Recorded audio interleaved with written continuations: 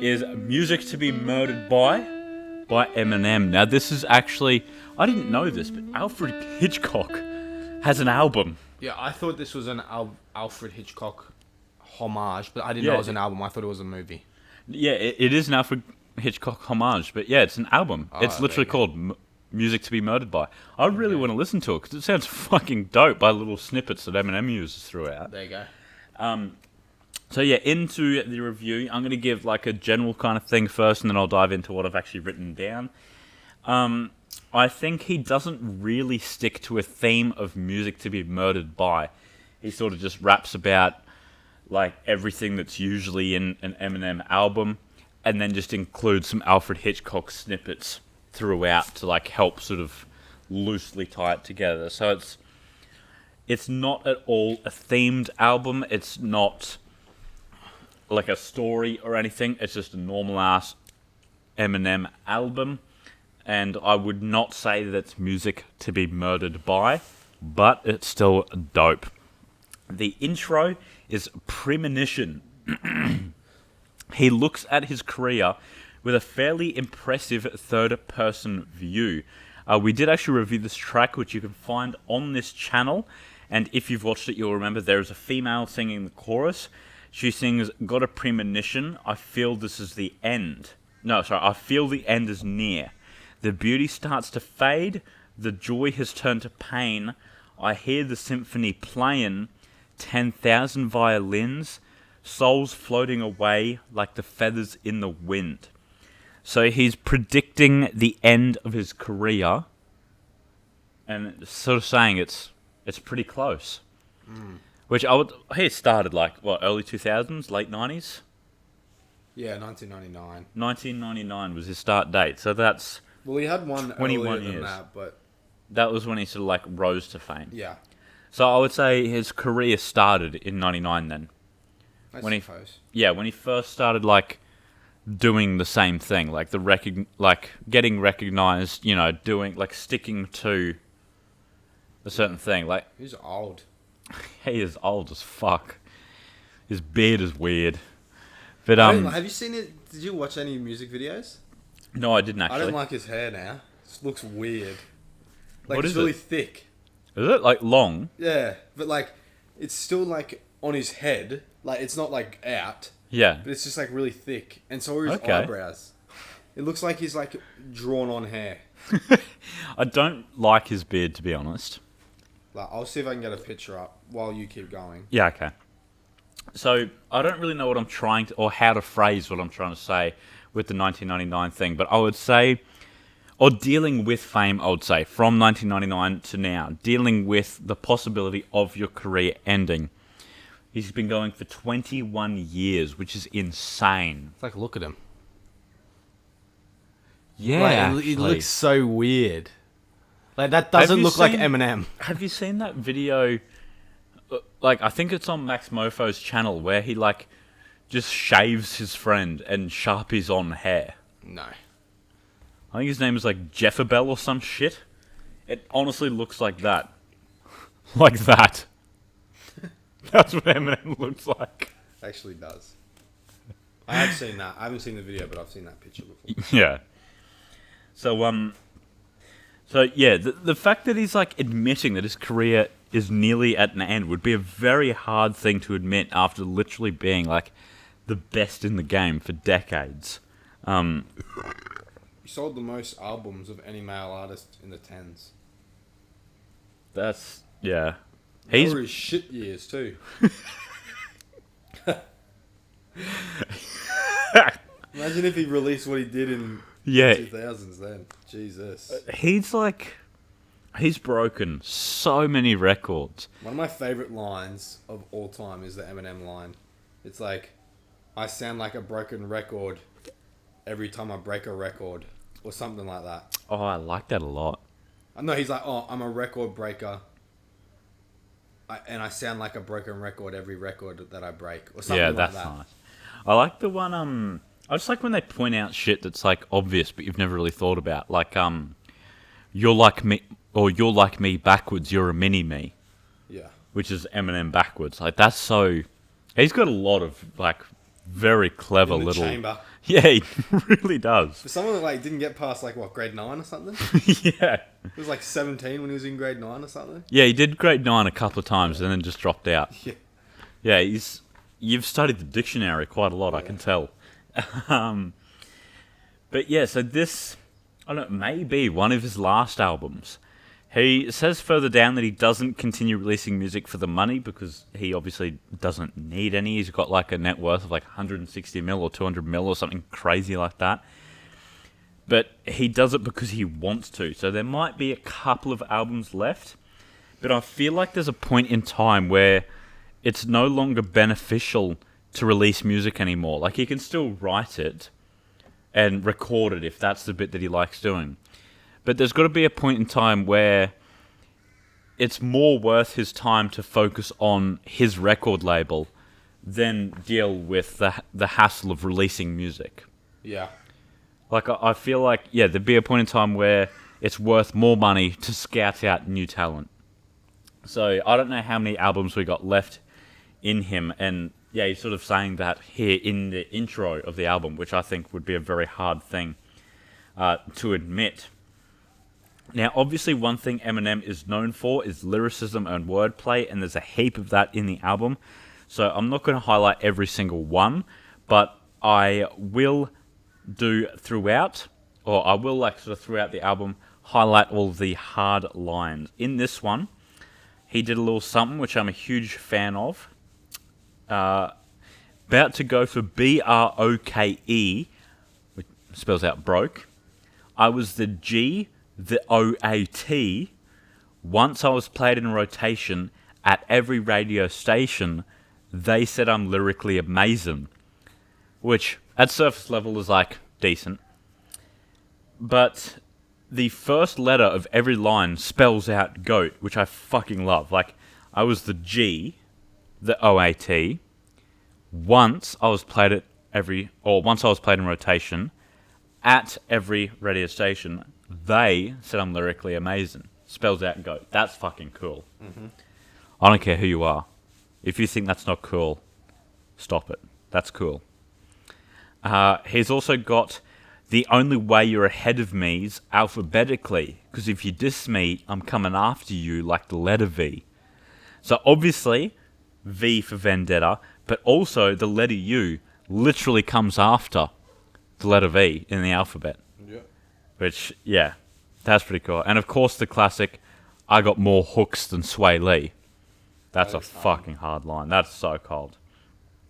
Unaccommodating features Young M.A. Bit of a weird fit between the two because the contrast between the old and the young is very prevalent. Not that there's anything wrong with M being old, he's still the GOAT. But just the styles and the lyrics are fairly different from each other age-wise. There wasn't really anything in between the verses. Like, as soon as M.A. finished, M was on the mic.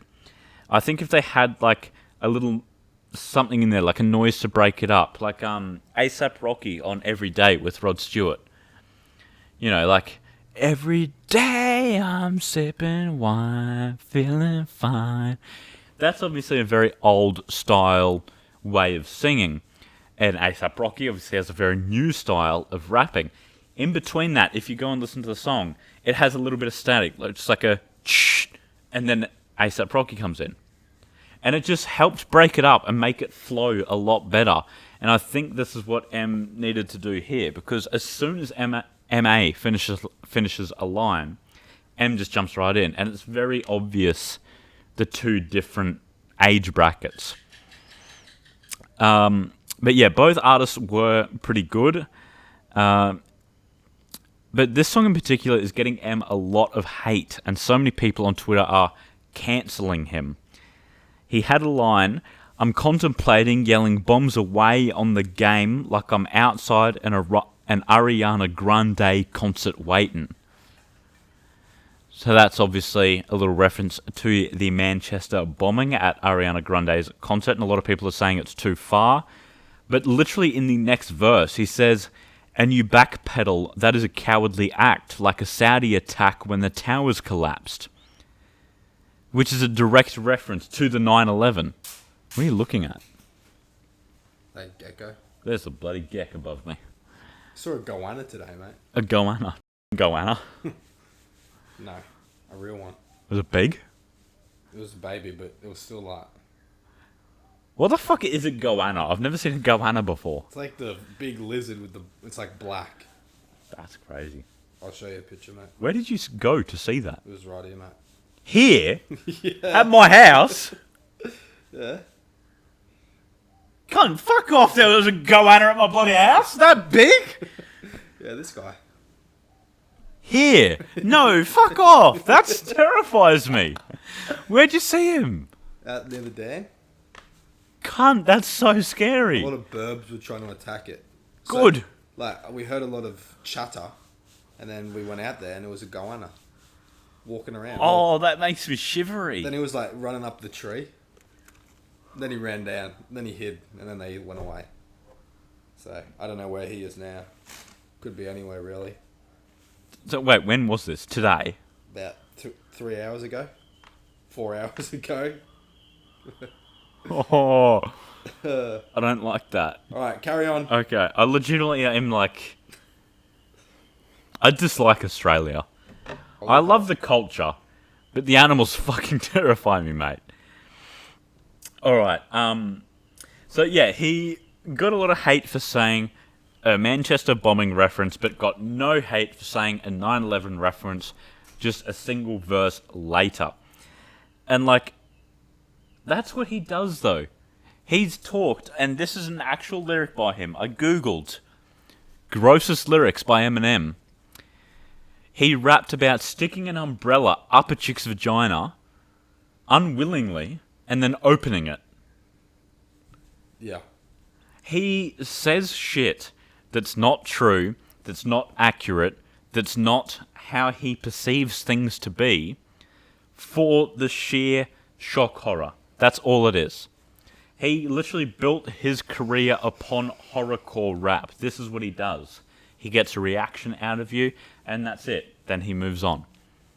So don't take what he's saying at anything other than face value. Like, the man raised $2 million for the Manchester bombing, and he had nothing to do with it. Yeah. Like, not only the bombing, but the concert itself. He had nothing to do with that event being planned or managed. So it's not like he's, you know, encouraging terrorists or anything. He's just a horrorcore rapper. So leave the man alone. It's a joke, and that's it. He did actually have a really funny lyric in there as well. That's why they call me kamikaze. It's plain suicide. That's pretty clever. You Gon Learn features Royce da 5'9", White Gold. And both Eminem and Royce have worked alongside Louis Resto on production. The song was originally meant to be on Royce's album, but he ended up giving it to M. And you can tell, because Royce is rapping about segregation in the US, and M is still rapping about young rappers. He does do a fairly clever little bit, though. You just touched my foot. Yeah. Uh, All these bad bitches gonna leave you in the iron. Oh, that, yeah. That's hard. It's That's such... hard. I White, like that song. White Gold does snap. That's a really good song. Today you're gonna learn. But yeah, Eminem says to all the younger rappers, it ain't even worth dissing someone so off beat. They can't even figure out whether words should hit the kick and the snare. And I actually really like that. Like, he purposely put kick and snare off beat, referring to at Blueface on Instagram. Those Kind of Nights wasn't that great. That was the one that featured Ed Sheeran. The thing I'm struggling with the most on this song is understanding what its target audience was. Ed didn't have a verse, he was just singing on the chorus. So obviously Ed singing on a chorus and not rapping is going to drive away rap fans, bring in the mainstream audience. But then what Eminem did was rapped about meeting a chick in a club, fucking her in a car out the back, and then ghosting her. So it's not all that deep. It's very... He does go into fairly graphic detail with it. So that's going to drive away the mainstream audience, and then what is he left with? Like, I really don't understand this song at all. Like, it's okay to listen to, I guess. But, like, I don't understand who's actually going to listen to it. No one's going to go out of their way thinking, I like this. Yep. In Too Deep is a little bit of a weird track. It's just about a girl. He's got a partner. He's cheating on them with this girl. This girl has a partner. She's cheating on them with M. It's a decent song, but fairly out of place with everything else that the album offers. Godzilla, another one we did the track review for, which you can find on our channel. There's not really any super clever wordplay in there. It's just him rapping fast, and that he did do. He broke his own record. Yep. So on Rap God, he rapped a stunning 6.46 words a second. So every second he said 6.5 words. That is quite large. That's very fast. But on this one, he got 7.46 words a second. He added a whole extra ass word in there. That was right towards the end, though. He Yeah. only did that for like 15 seconds or something. But that's still impressive as fuck. Yeah. I listened to that intensely. There was one point at the start where he could have chopped it, but the rest, like sort of 30 seconds or so, I think it was one take. I can't hear anywhere in there where he could have cut it. Samalama Dumala. That's off Rap God, though. I haven't listened to that enough to know. Yeah, Apart. but that's like impressive as shit. And he says, obliterating everything, incinerate and renegade them. I roll like a renegade. You need clinic aid. So he literally said, I renegade them. There you go. Whose song was he on? Jay-Z's. He literally... Yeah. Could that be a shot at Jay-Z? Potentially. Darkness is up next, and fucking hell, dude, this one is intense. Have you listened to this one? Have you listened to the album? Yeah. I've heard... well, not the full album, but I have heard this song. Darkness is fucking I sent that crazy. to you, remember? I have no memory of this. When was that? It was like on the night that we first listened to it. I said, I really like this. One of my favorite Eminem songs recently. I have no memory of that whatsoever. This is definitely brand said new information to me. Like, I'm not doubting your Hello, messaging. my old friend. It does sample that. I'm more doubting my memory. There you go. So yeah, he sampled The Sound of Silence by Simon and Garfunkel. And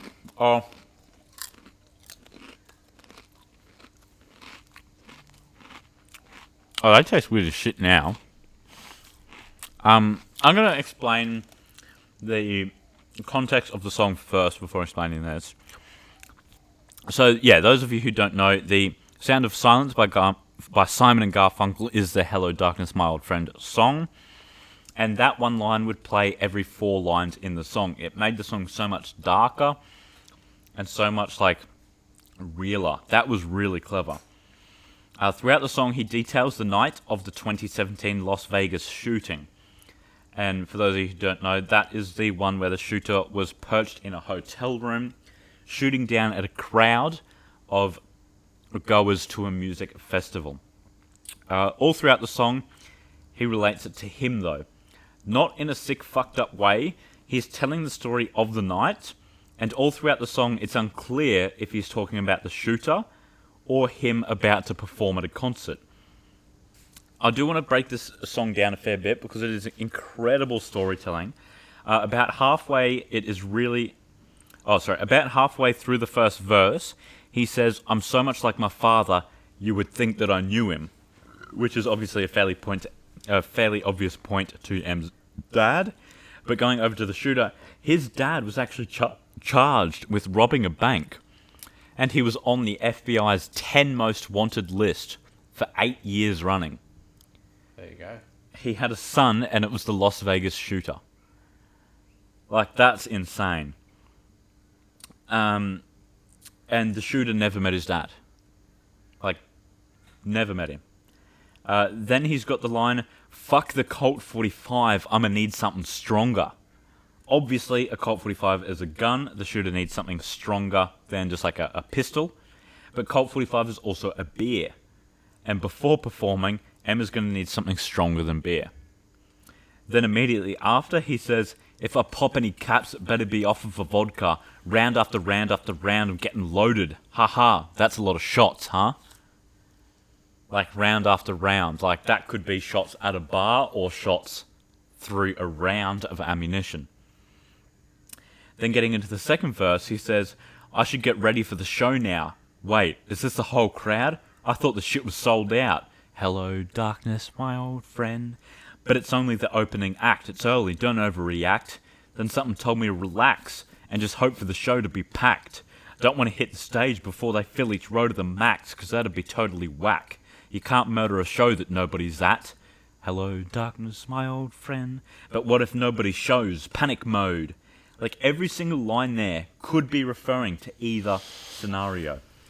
Then he goes on to say, cameras in all directions. The press is about to go apeshit. Bananas on all of the networks. Because obviously, if M does a show with not that many people there, yeah, he's going to be mocked all over the media. And that is still a very obvious reference to the shooter. And the bananas on all the networks, it's a banana clip. Like, even that specific word could mean either one. Then he goes on to say, Commando with the extra clips, I got ammo for all the hecklers, I'm armed to the teeth. So that could just mean, like, if anyone shouts at me during my concert, I'm going to come at them.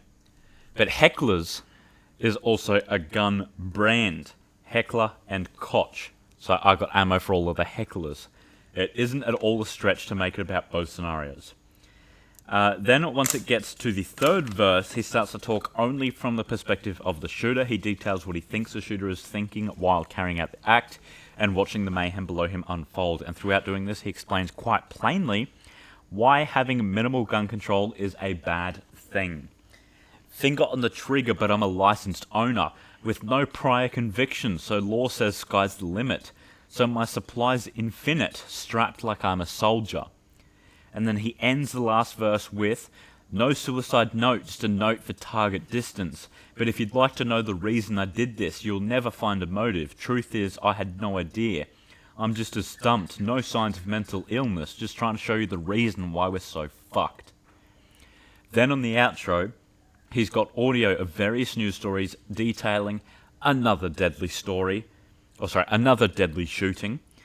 And all in all, he uses 9 different news stories, which is insanely high for a number of fatal shootings. And the sound effects he uses throughout the song make it so much fucking better as well.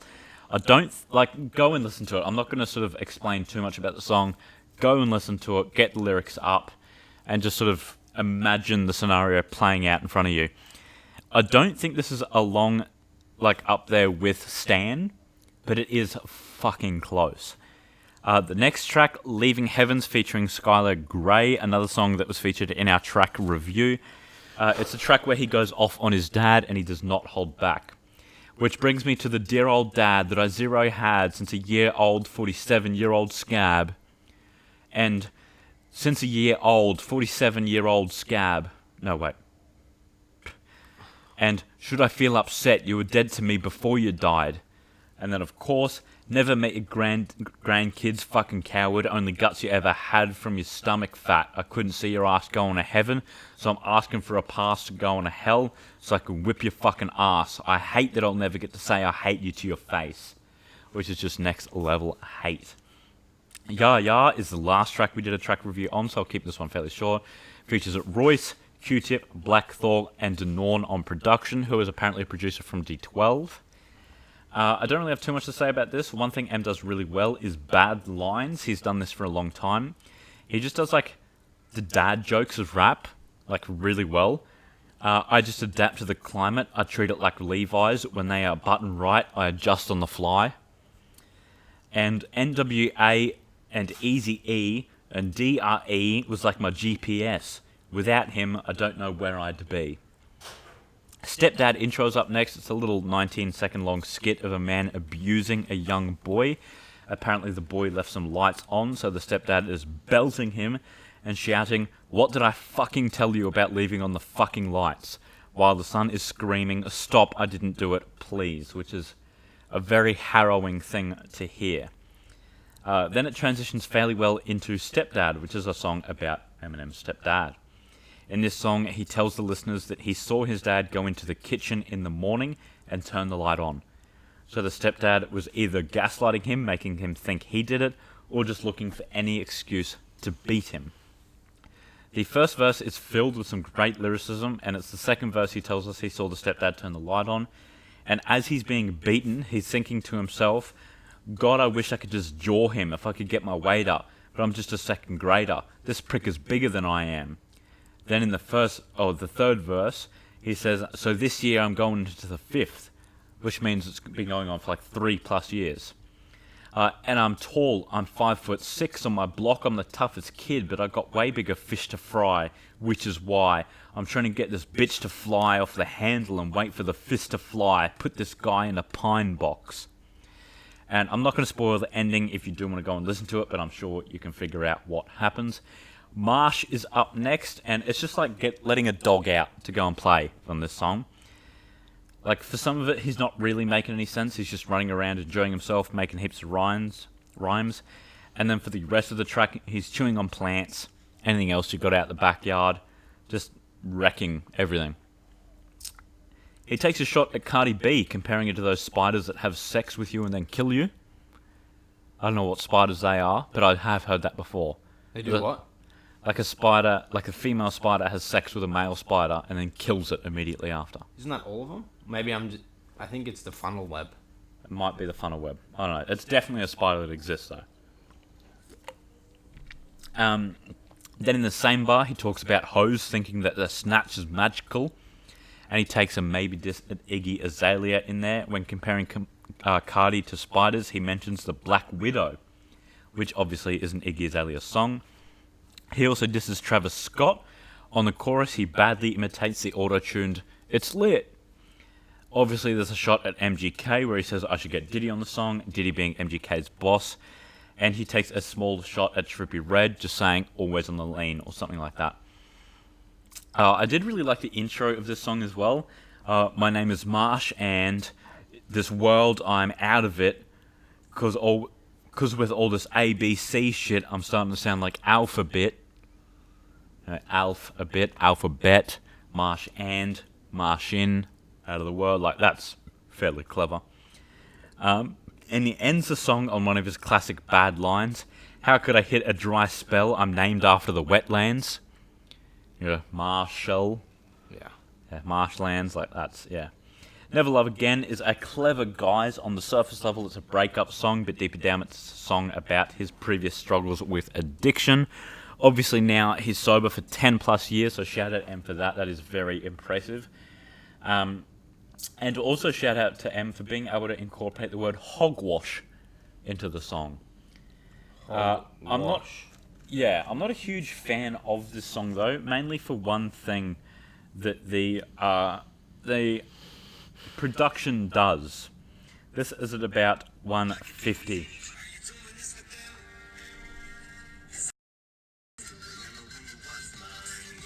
Like, why has it just gone electronic all of a sudden? This does not fit Eminem at all. Lethal Injections could do a better job than this. So I think, like, the first half of the song is really good, but once that sort of electronic shit comes in, and, like, M does nothing to acknowledge that as well. Like, I'm going to sound like a little bit of a classic Eminem hater, nothing before 2003 was good, or nothing after 2003 was good. But it honestly seems like a poor attempt at staying relevant in current music trends, and he's just trying to pretend that it's not happening. Like, times aren't changing. Other than that, there's no reason for the electronic part to have come in. Little Engine is up next. In the first verse, he's playing around with words, just having fun. I really like the line, bitch, I ball like a baby ball like Jay, but not Jay as in Jay-Z, Jay as in Leno, because I got a huge mansion. No, huge man-chin. Jay Leno, he's got the... That's pretty funny. And I have the right to remain violent. Any rhyme I can say and will be used against you. That's funny. That's like very simple but clever. Lock It Up was a fun track with Anderson .Paak. The two sounded really good together. There wasn't really much here content-wise. But this is one of the better tracks on the album. Farewell is a similar track to Never Love Again, a song about addiction that's sitting underneath the guise of a love track. No Regrets features Don Toliver, and they sound great together. M did say in the last verse that he's done with beefs because it's pointless, and he compared it to Godzilla squashing a crouton with combat boots on. So, like, this little voice down here, that's nothing compared to me. Like, there's no point me wasting my energy stomping on something so little. Yeah, it's just overkill, and it's not worth it, but I still think he'll drop a diss track at some point. Eminem can't be done with beefs. Oh, again, sure. Yeah. I Will is the last full-length track on the album. It features Joel Ortiz, Royce, and King Crooked, every single member of Slaughterhouse except Joe Budden. M takes a bit of time to throw some disses towards Lord Jamar, and that's pretty much it. I think this album is better than Kamikaze overall. Obviously, it's not his best, but expecting his best is a little bit unfair, which he did point out in the intro. It's still far better than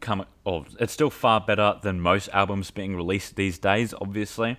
But there were still a few weak tracks, and there were still a few like decent tracks with weak parts. I did enjoy this. If you're going to go and give this a listen, for the most part, you don't need the lyrics up on Genius to enjoy it. You can just enjoy it further by reading the lyrics. But for, Darkness, get up the lyrics there. That is absolutely heavy, and that's honestly in like the top 3 of my songs of this year already. I think the album was actually pretty good. Definitely on the rise up. I'm rating it an 8 out of 10. There you go. 8 out of 10 on Music to Be Murdered by Eminem. Alright, well, be sure to tune in for the next 2 days. We're going to have some quizzes, and then we'll be back around to the beginning again with the reviews again. Yeah, thanks for watching, guys. That's a wrap.